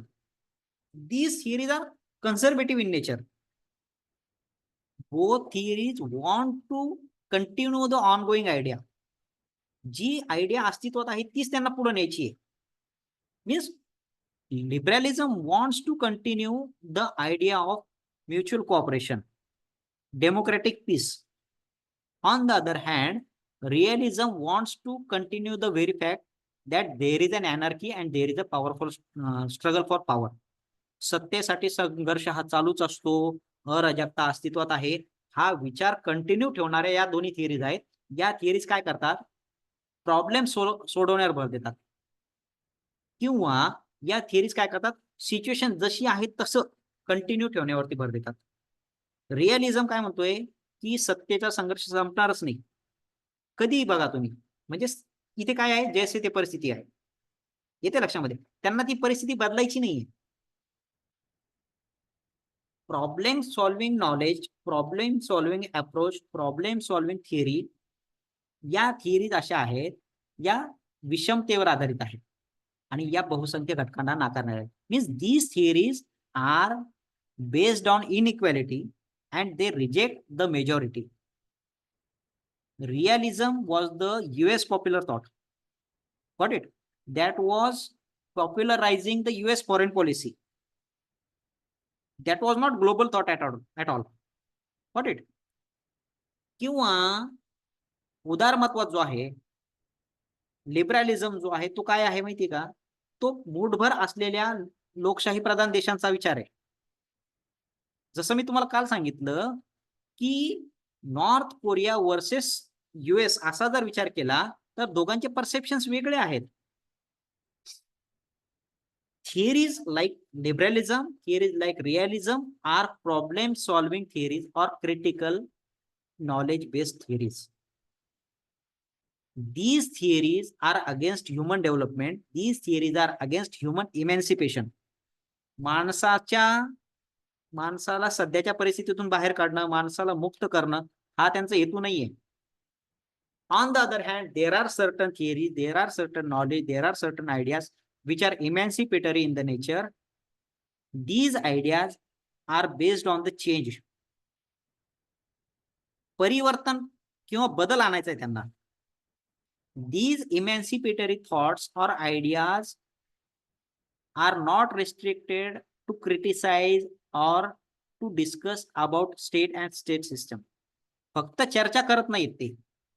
They provide an idea or they provide an alternative how the ongoing situation, ongoing hegemonic situation will be changed. सध्या अस्तित्वात असलेली दमनकारी शक्ती, दमनकारी यंत्रणा, दमनकारी राज्यव्यवस्था कशी बदलायची याचा उत्तर त्या इमॅन्सिपेटरी मुक्तिदायी विचारांकडे असतं. Emancipatory thoughts are equality based. Got it? And these thoughts are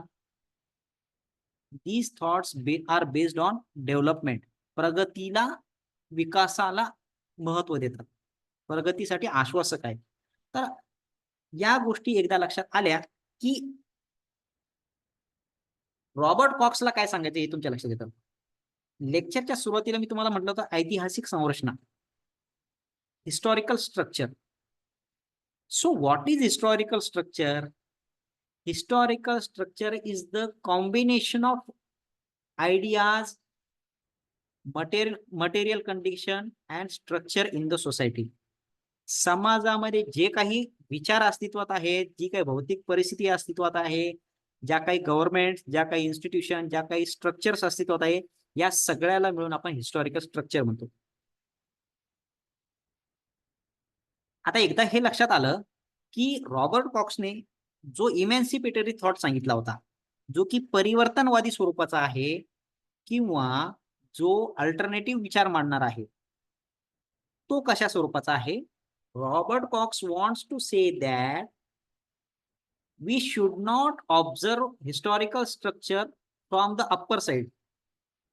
फक्त वरून वरून लक्ष द्यायची गरज नाही. We should not criticise the historical structure or we should not limit ourselves merely with criticism. We should provide an alternative to change the historical structure. And with historical structure, he wants to discuss three layers or three levels. The first is social forces, second is world order, and third is forms of state. Social forces म्हणजे सामाजिक शक्ती. समाजामध्ये आपल्या आजूबाजूला असलेल्या वेगवेगळ्या social forces. उदाहरणार्थ social forces म्हणजे काय? तर आपल्या आजूबाजूला असलेली अर्थव्यवस्था, the economy, the religious thoughts, the political thoughts, all those forces, all those thoughts which shape our mind. आपल्या विचारांना आकार देणाऱ्या सगळ्या कल्पना, मग त्या राजकीय असतील, धार्मिक असतील, आर्थिक असतील, सांस्कृतिक असतील, all these thoughts, all these ideas are social forces. World order means the core and periphery. Global system मध्ये ज्या कोर आणि पेरिफेरी पासून बनलेल्या ज्या सिस्टीम आहे, ज्या ऑर्डर्स आहेत, त्याचा संबंध वर्ल्ड ऑर्डरशी येतो. आणि फॉर्म ऑफ स्टेट म्हणजे गव्हर्नमेंटचा प्रकार, राज्याचा प्रकार.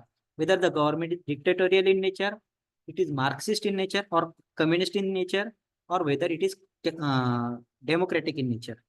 So these three levels are signify, or these three levels signify historical structure.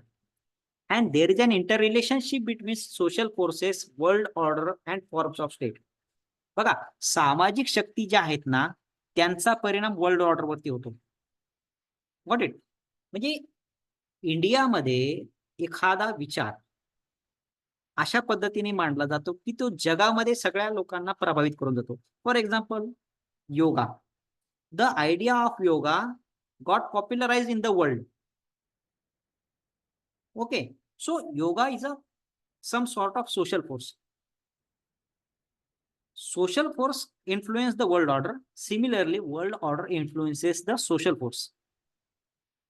Similarly, social force influence the form of government. लोकांनी जर ठरवलं तर ते काय करतात? कम्युनिस्ट राजवट किंवा हुकुमशाही उधळून टाकतात आणि तिथे लोकशाही आणतात. What it? People can reinstate the democracy by throwing dictatorial government and vice versa. दोन्ही पद्धतीने घडू शकतं. And there is also an inter relationship between forms of state and world order. So it is self declaratory or self-evident. All these three levels of historical structure are interrelated with each other and influence to each other. Robert Cox काय करतोय माहिती का? Robert COX आतापर्यंतच्या सगळ्या विचारांना challenge करतोय. Robert Cox challenges the existing theories and ideologies, and he says that there is not anarchy, or there is not rationality in the international level, at the international level. Means there is no such thought like liberalism. There are merely three levels. One is social force, another one is world order, and last one is form of state. These three things are interrelated. या तिन्ही गोष्टी परस्पर अवलंबी आहेत. तर हा होता Robert कॉक्सचा विचार. आता याच्यानंतर शेवटचा जो भाग आहे, अँड्र्यू लिंकलेटर यांचा विचार आहे. आपण याच्या आधी युर्गेन हेबरमास यांचं नाव क्रिटिकल थिअरी मध्ये घेतलेलं होतं. युर्गेन हेबरमास यांनी जे विचार मांडलेले आहेत त्या विचारांना अँड्र्यू लिंकलेटरने जसंच्या तसं उचलून धरलेलं आहे. युर्गेन हेबरमास काय म्हणतोय माहिती का? की समाजामध्ये जी मोरॅलिटी आहे, समाजामध्ये जी नैतिकता आहे, ती नैतिकता राजकीय व्यवस्था बदलते आणि राजकीय व्यवस्थेला समाजातली नैतिकता बदलते. Morality and political system are interrelated with each other and influence each other.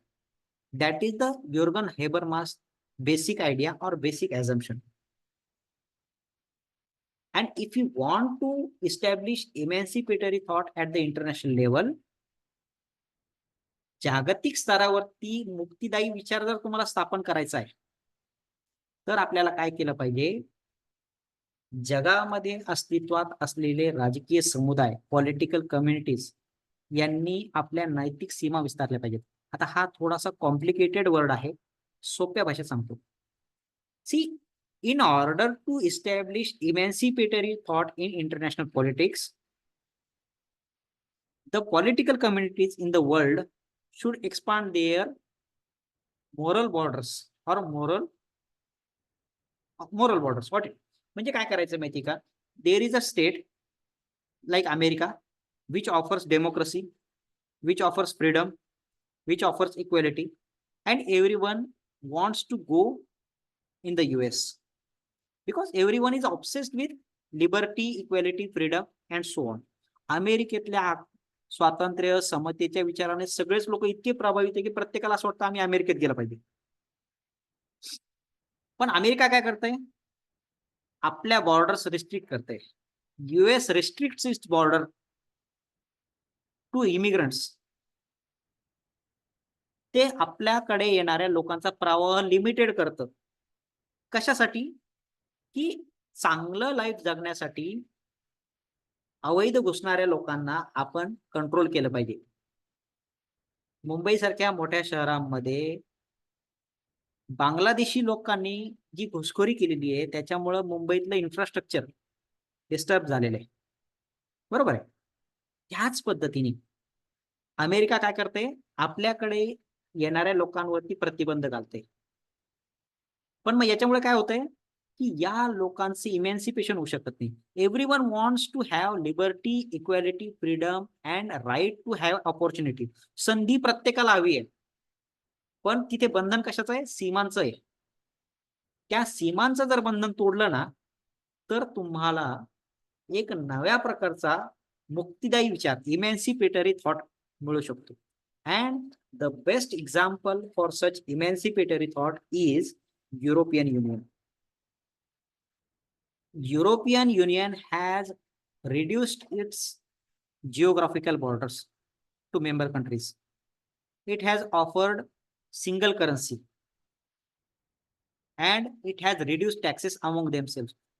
European युनियननं आपल्या सदस्य देशांच्या सीमा ज्या आहेत त्या पुसट केलेल्या आहेत. म्हणजे तुम्हाला जर वाटलं तर तुम्ही सकाळचा नाश्ता एका देशात आणि दुपारचं जेवण एका देशात करू शकता, इतकं ते सहज सुलभ केलेलं आहे त्यांनी. त्यांच्याकडे कॉमन करन्सी आहे. युरो नावाची जी करन्सी ती कॉमन आहे त्यांच्यामध्ये.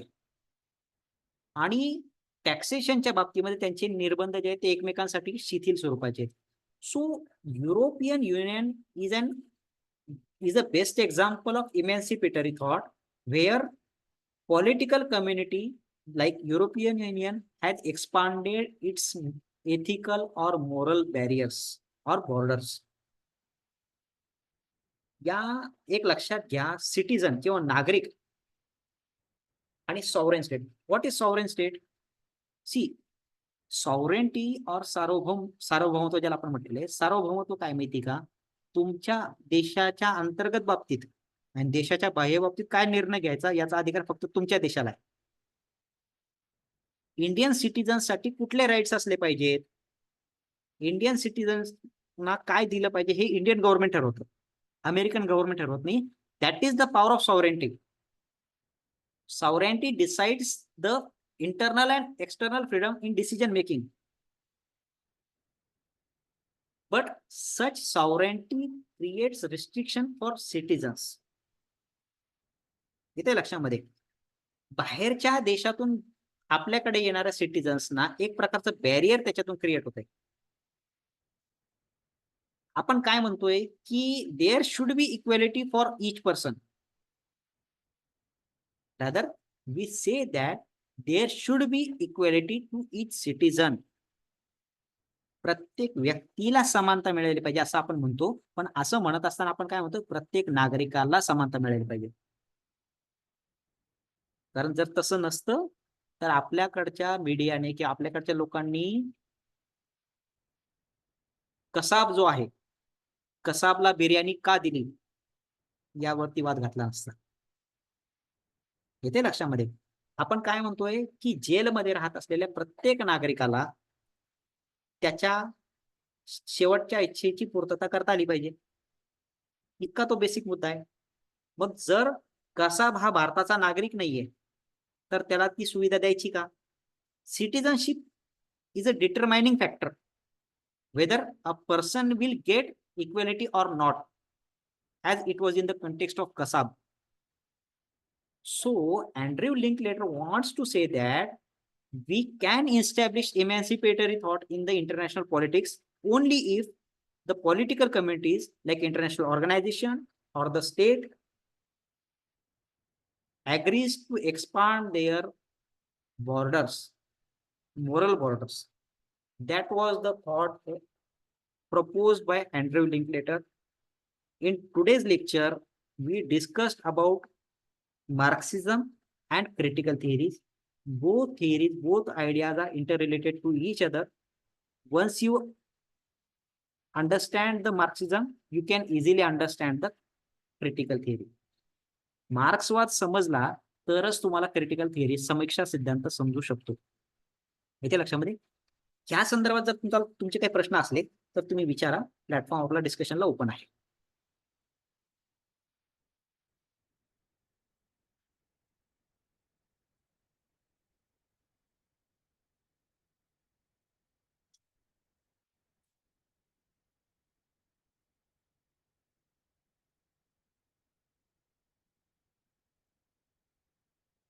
कोणाचे काही प्रश्न आहेत का? किंवा शिकवलेलं समजलं आहे? प्लीज ओपन अप, बोलते व्हा.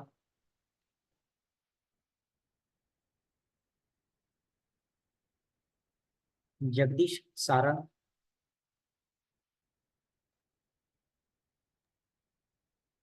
काही नाही सर. ठीक आहे. हा, उद्या लेक्चर असेल. उद्या लेक्चर असेल. हे बघा, क्रिटिकल थिअरी असेल किंवा मार्क्सिस्ट थिअरी असेल, त्याच्यामध्ये एक सेकंद तुम्हाला मी प्रश्नांचं स्वरूप जरा एकदा सांगतो. एकच सेकंद. स्क्रीन दिसते का तुम्हाला?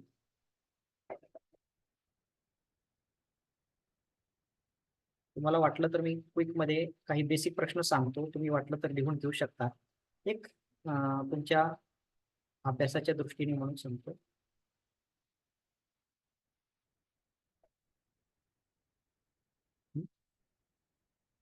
हा, याच्यामध्ये एक फेमिनिस्ट अप्रोच राहिला. फेमिनिस्ट अप्रोच आपण उद्या डिस्कस करूया. ते नजर चुकीने राहिलाय माझ्याकडून. त्याच्यावरती आपण उद्या डिस्कस करूया. मला क्विक मध्ये प्रश्न सांगतो, लिहून घेता? हो सर. ठीक आहे. हे बघा, मार्क्सिस्ट अप्रोचचे म्हणजे मार्क्सवादी दृष्टिकोनाचे पायाभूत गृहीतके सांगून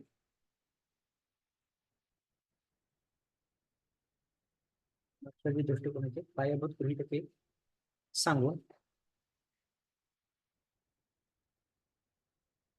डिपेंडन्सी थिअरी म्हणजे परावलंबनाचा सिद्धांत आणि जागतिक व्यवस्था सिद्धांत यांची तुलना करा. Describe the basic assumption of Marxist approach and compare the dependency theory and world system theory. हा एक झाला. त्याच्यानंतर describe assumptions of critical theory and Robert Cox perspective on international relation. Robert कॉक्सचं समीक्षा सिद्धांताचे मूलभूत गृहीतके सांगून रॉबर्ट कॉक्सने आंतरराष्ट्रीय संबंधाविषयी मांडलेले विचार स्पष्ट करा. हा एक प्रश्न होऊ शकतो याच्यामध्ये. हेजेमनी, धोरणत्वाचा जो सिद्धांत आहे, शॉर्ट नोट्सला येऊ शकतो. 100 मार्कांचा पेपर आहे तुमचा आणि 20 मार्कांना मेजर क्वेश्चन, 10 मार्काच्या 2 शॉर्ट नोट्स, असं साधारणपणे प्रश्नाचं स्वरूप असतं. Max Horkheimer, Herbert Marcuse, Theodor. आम्हाला 75 मार्काच्या क्वेश्चन पेपर आहे. 75-25चा पॅटर्न आहे का तुमचा? हो. हो. 75-25चा असेल तर 15 मार्काचे 4 प्रश्न, 5 मार्काच्या 3 टिपा. हा. आणि जर 5 मार्काच्या 3 टिपा असतील ना, तर तुम्हाला अँड्र्यू लिंकलेटर, हेजेमनी थिअरी आणि इम्पेरियलिझम थिअरी, या 3 पैकी एक थिअरी शक्यतो विचारली जाईल. Because this theories are short in the nature. 5 मार्कांसाठी जेवढं अपेक्षित आहे तेवढं याच्यामध्ये तुम्ही लिहू शकता. येते लक्षामध्ये? तर या चॅप्टरशी रिलेटेड प्रश्न एवढे मला असं वाटतं सफिशियंट आहे. उद्या काय करतो तुम्हाला, उद्या काही प्रश्न काढून देतो तुम्हाला एक सेल्फ प्रॅक्टिस चॅप्टर 1 मधले. आणि नेक्स्ट लेक्चर आपण हे लेक्चर उद्या कंटिन्यू करू. फेमिनिस्ट अप्रोच याच्यामध्ये राहिलेला आहे. छोटासा सेगमेंट आहे, फार मोठा नाही. त्याच्यावरही प्रश्न विचारला जाईल फेमिनिस्ट अप्रोचशी रिलेटेड. एक लक्षात घ्या, यू माइट बी अवेअर और you might be writing in the same manner. Try to design a flow chart or try to create a diagram in each answer. It gives quick expression. काय होतंय, चित्र, आकृती, flow chart याच्यामुळे काय होतंय, तुमचा वेळ वाचतो आणि तुम्ही काय लिहिलेलं आहे याचं एक क्विक एक्सप्रेशन किंवा क्विक आयडिया तुमची जी आहे, लिहिणाऱ्याची विद्यार्थ्याची आयडिया ही असेसमेंट करताना आम्हाला मिळते. तर या पद्धतीचा शक्यतो अवलंब करत चला, मुद्दे तयार करत चला, मुद्देसूद लिहित चला. पॅराग्राफच्या पॅराग्राफ लिहू नका. Don't try it in the essay manner. Try to pinpoint the answers. What it पॉइंट्सच्या स्वरूपामध्ये लिहा, ते जास्त युजफुल राहील. ठीक आहे. 15 मार्कांसाठी जर तुम्ही उत्तर लिहिताय तर साधारणपणे बॅक टू बॅक 2 पानं म्हणजे टोटल 4 पेजेस 15 मार्कांसाठी more than sufficient for 15 marks.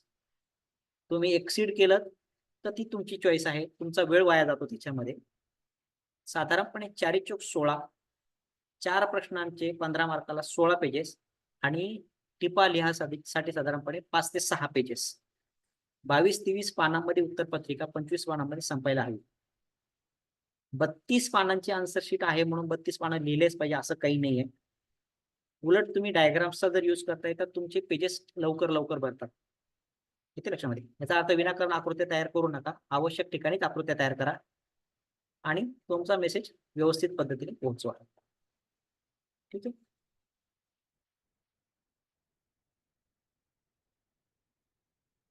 चालेल. बाकीच्यांना काही बोलायचंय तर बोला. सर, रेकॉर्डिंग कालच्या आणि आजच्या सेंड करा का ग्रुपमध्ये, कारण का बाकीचे जे नाही आहेत त्यांना होईल. काय मॅडम?